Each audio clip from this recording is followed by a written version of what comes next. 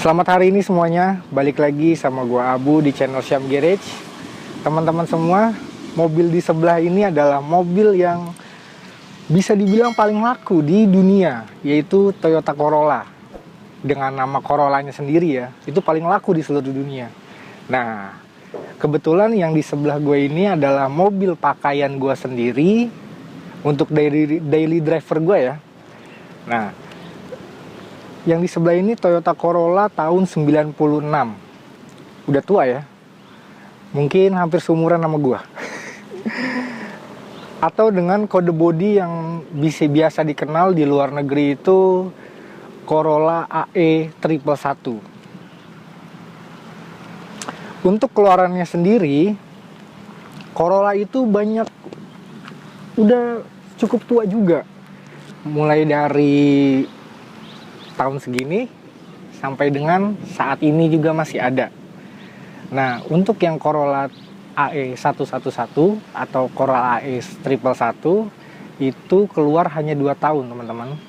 Tahun 96 sampai dengan 97. Lalu diteruskan sama Corolla All New Corolla 112 gitu. Dan sebelumnya Great Corolla AE 101.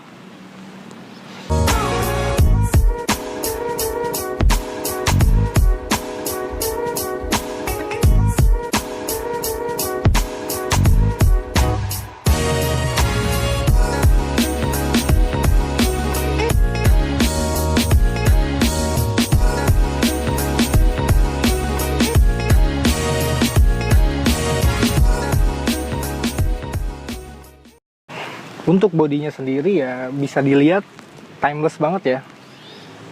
Masih enak dipandang untuk tahun 2020 ini. Ya emang kelihatan old school banget sih, tapi belum tua-tua banget. Jadi masih enak untuk dipakai harian. Langsung aja kita buka mesinnya. Sekarang kita tengok bagian mesinnya.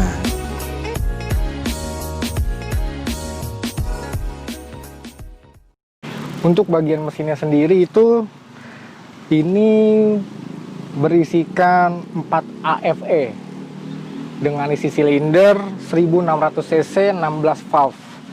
Sebenarnya dia udah DHOAC ya, tapi nggak ditulisin DHOAC-nya. Tenaganya dan torsinya itu ada di sini, teman-teman. Nah, untuk perawatannya sendiri untuk mobil tahun 1996 itu bisa dikategorikan gampang, dengan part copotan yang banyak dan spare part barunya juga banyak. Sayangnya di Indonesia ini hanya keluar satu varian mesin dan 2 varian transmisi, yaitu manual 5 speed dan 4 percepatan torque converter. Sedangkan kalau di luar negeri itu banyak ya varian mesinnya, ada 4 AFE, 4 AG silver top dan 4 AG black top. Nah, kalau 4 AG dan silver top dan black top itu ya rata-rata dipakai buat performa. Tapi sayangnya di Indonesia tidak keluar. Tapi kalau teman-teman mau swap engine ini dengan 4 AG itu sangat kompatibel dan PNP. Kita lanjut ke sektor kaki-kaki ya teman-teman. Untuk kaki-kakinya sendiri, gue udah mengganti peleknya itu dengan TE37 ring 15 dan ban 195/50/15 dengan ban Campiro SX2. Dan sedikit pakai apa ini ya, lowering kit. Lupa mereknya apa. Nanti gue cantumin di sini nama merek lowering kitnya. Sebenarnya ukuran standarnya itu dia peleknya itu ring 14 dengan ban 175/65/14. Nanti fotonya di sini, bro. Lanjut kita ke dalam ya.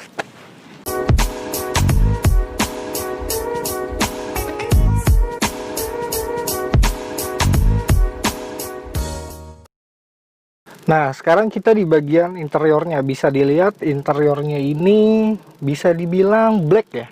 hitam atau abu-abu. Kalau mata saya lihatnya hitam. Nah, di sini itu plastik keras, tapi tenang, ada soft touch-nya. Ini dia. Ini soft touch. Untuk AC juga ya, ini masih konvensional ya, tapi udah dilengkapi dengan arah semburan lengkap. Lalu ada heaternya teman-teman. Jadi kebetulan mobil ini itu masih CBU Jepang, jadi masih dibutuhkan heater. Nah, ini posisi duduk saya, kebetulan berat saya 100 kg. Masih enak untuk didudukin. Setirnya sendiri itu udah dilengkapi dengan airbag, tapi hanya single airbag, bukan 2. 5 speed manual. Lalu rem tangannya masih manual. Sekarang kita lihat kepraktisannya. Kalau kita lihat ya, di sini nggak ada sama sekali cup holder di depan maupun di belakang, nggak ada cup holder. Di sini ada cup holder hanya 2. Ini teman-teman. Dan ya tempat ini asbak. Lalu di sini ada tempat buat koin-koin dan koin etol. Nah, yang ini besar banget, tempat penyimpanan di dashboard ya. Sama ada lagi, ini bisa 2 bagian. Kalau kita tekan ini ada dalam, tapi nggak gede-gede banget. Dan ada, ya ini pendek, tapi ini bisa, lumayan. Terus ada tempat koin di sini, dan ini spionnya sudah electric mirror, tapi tidak electric folding. Klaksonnya dia agak unik ya teman-teman, bukan di tengah sini, tapi di pinggir sini. Gitu. 4 power window, tapi otomatisnya hanya di bagian supir. Dan ini pengaturan kursinya banyak banget teman-teman. Jadi bisa dipendekin, bisa ditinggiin. Tentunya dengan manual ya, bukan dengan elektrik. Lalu bisa rebahnya disetel, maju mundurnya.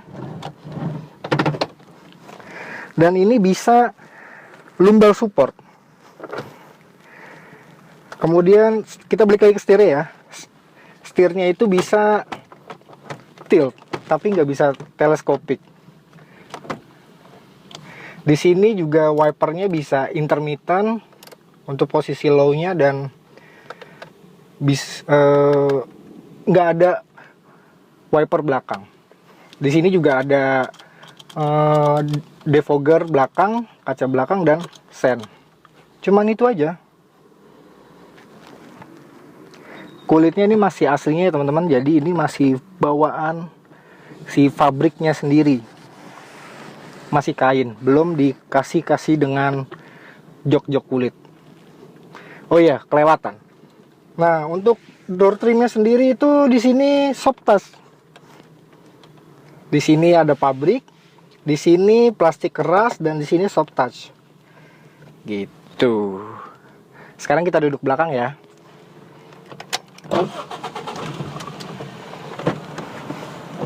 Ini posisi mengemudi gua, dan ini posisi duduk gua di belakang. Mungkin kalau sebagian orang yang beratnya tidak kayak gua, berat gua sendiri itu adalah 100 kg. Jadi ya lumayan nyaman. Dan di sini juga ada armrest. Kalau untuk Jakarta Bandung masih oke lah. Nah, di sininya juga soft touch tuh teman-teman. Soft touch. Di sininya masih pabrik, sininya plastik keras, dan sininya soft touch. Untuk ukuran mobil tahun segini itu masih bisa dibilang mewah. Lalu di sininya ada asbak. Dan ini posisi kakinya tuh nggak bisa masuk ke bawah ya, karena gue pakai audio gitu. Dan di sini juga ada tunnel ya. Kebetulan mobil ini itu penggerak depan, jadi tunnelnya ini hanya untuk knalpot dan selang-selangnya. Di belakang juga ada seat belt 3 titik.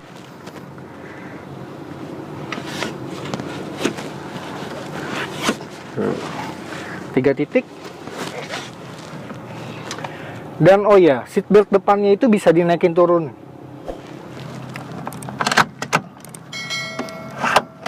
Sesuai dengan tinggi si pengemudinya ya. Kiri kanan bisa disetel. Gitu. Di belakang ini pakai headrest yang fix. Cukup nyaman. Dan ada speaker audio 6 inch di belakang. Sekarang kita langsung jalanin aja mobilnya ya.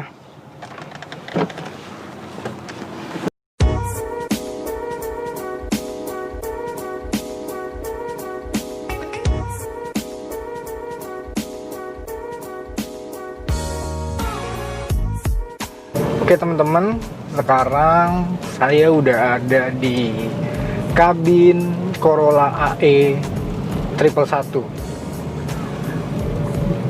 Kabinnya sendiri untuk tahun 96 itu masih bisa dibilang cukup kedap, tapi nggak kedap-kedap banget. Karena mobil gue ini udah dipendekin ya, jadinya sedikit lebih keras, tapi ya bisa diimbangi dengan handling yang nurut. Gitu. Untuk konsumsi bahan bakarnya sendiri, karena ini mobil daily driver gua, itu ya dalam kota itu bisa dapat 111, dengan luar kota itu 115. Itu kakinya nggak sekolah ya. Dalam artian nggak sekolah itu ya kapan aja kita mau bejek gas, mobil ini oke. Meskipun tenaganya nggak gede-gede banget. Tapi kalau untuk top speed sendiri, gue udah pernah coba mobil ini itu di 180. Sebenarnya gasnya masih ada, tapi nggak rekomen. Cukup segitu aja. Bisa dibilang untuk mobil harga dari 30 juta sampai dengan 50 juta, atau bisa di atasnya 60 sampai 70 juta tergantung kondisi. Bisa dibilang mobil ini menurut gua sendiri ya, itu lebih baik daripada LCGC. Kenapa lebih baik daripada LCGC? Ya pertama harganya murah, kedua spare partnya gampang, terus bantingannya kalau mobil ini pada saat standar ya itu nyaman banget, nyaman sekali, lebih nyaman daripada LCGC. Karena dia bagian suspensi belakangnya itu independen teman-teman, jadi bukan solid axle. Independen itu jadi rodanya itu kiri kanan itu bisa bergerak sendiri-sendiri ya. Enggak, kalau solid axle kan ya dia hanya batangan dengan per dan suspensi terpisah. Nah kalau ini per dan suspensinya itu menyatu, atau ya bisa dibilang hampir mirip dengan kaki-kaki depannya gitu. Radius putarnya sendiri itu ya bisa dibilang pendek ya, pendek. Nah itu ada suara motor di luar kedengeran banget, tapi kalau motor-motor yang standar sih enggak ya, itu kan motornya knalpotnya udah berisik. Untuk posisi duduk saat berkendara nyaman lah, untuk mobil tahun segini nyaman, apalagi dengan kursi yang masih empuk dan pengaturannya lengkap ya. Seperti tadi gue bilang, itu pengaturannya ada lumbar support, naik turun, dan rebahan ini. Oke deh, sekian video dari gue. Jangan lupa subscribe, like, share, dan komen. Jangan lupa nyalakan tombol loncengnya biar tidak ketinggalan video-video berikutnya. Terima kasih sudah menonton.